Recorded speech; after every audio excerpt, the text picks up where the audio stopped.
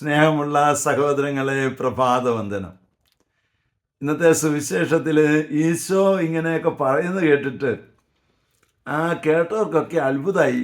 ഇതെന്താ, ഇവനെ ഔസേപ്പിതാവിൻ്റെ മകനല്ലേ, അല്ലെങ്കിൽ മേരിയുടെ മകനല്ലേ, ഇവൻ്റെ ബന്ധുക്കളല്ലേ ഇവരൊക്കെ, ഇവനെങ്ങനെ ഈ വിഷയം, ഇവന് ഇത്രമാത്രം അറിവ് എങ്ങനെ കിട്ടി? സ്നേഹമുള്ള സഹോദരങ്ങളെ, ഈ ഉന്നതത്തിൽ നിന്നുള്ള അറിവ് അതൊരു പ്രത്യേകമായ ഒരു ഗ്രേസാണ്. അത് പറയുന്നത് പഠിച്ചിട്ടല്ല. നമ്മൾ പല പുസ്തകങ്ങളൊക്കെ വായിക്കുന്നുണ്ട്, പക്ഷെ നമ്മൾ ആ പുസ്തകം എഴുതിയ ആളെ സംബന്ധിച്ചിടത്തോളം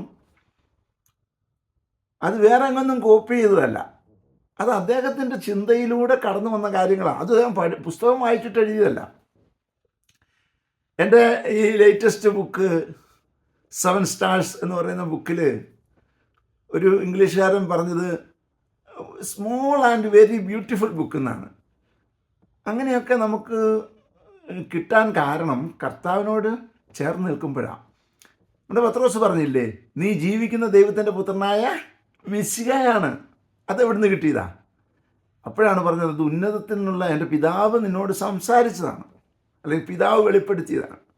സ്വർഗം നമുക്ക് ചില കാര്യങ്ങളൊക്കെ വെളിപ്പെടുത്തി തരും. അതിനുവേണ്ടി ആഗ്രഹിക്കണം കേട്ടോ. അതിനുവേണ്ടി നമ്മൾ നമ്മുടെ സമയം കൊടുക്കണം. അപ്പോൾ തീർച്ചയായിട്ടും നമ്മൾ പുസ്തകം വായിക്കുമ്പോഴും വചനം കേൾക്കുമ്പോഴും നമ്മൾ കേട്ടത് കൊണ്ടല്ല, ആ കേട്ടതിൻ്റെ സമയത്ത് സ്വർഗം കൂടി ഒന്ന് തുറക്കും. അപ്പോഴാണ് അതൊരു അഭിഷേകമായിട്ട് മാറുന്നത്. അതിനുള്ള കൃപാവരം നമുക്ക് ലഭിക്കട്ടെ. പ്രാർത്ഥിക്കാം. പരിശുദ്ധ അമ്മേ, സഹായിക്കണേ. വിശുദ്ധ ഔസേപ്പിതാവേ, ഞങ്ങൾക്ക് വേണ്ടി പ്രാർത്ഥിക്കണേ. പരിശുദ്ധാത്മാവേ, എഴുന്നള്ളി വരണേ. പരിശുദ്ധ പരമ ദിവ്യകാരുണ്യത്തിന് എന്നേരവും ആരാധനയും സ്തുതിയും പുകഴ്ചയും ഉണ്ടായിരിക്കട്ടെ. ആമേൻ. നമ്മുടെ കർത്താവായ യേശുക്രിസ്തുവിന്റെ കൃപയും പിതാവായ ദൈവത്തിന്റെ സ്നേഹവും പരിശുദ്ധാത്മാവിന്റെ സംസർഗവും സഹവാസവും സ്നേഹവും ശക്തിയും കൃപയും എല്ലാ അനുഗ്രഹങ്ങളും സമൃദ്ധമായി നിങ്ങൾ ഏവരോടും കൂടെ ഉണ്ടായിരിക്കട്ടെ, ഇപ്പോഴും എപ്പോഴും എന്നേക്കും. ആമേൻ.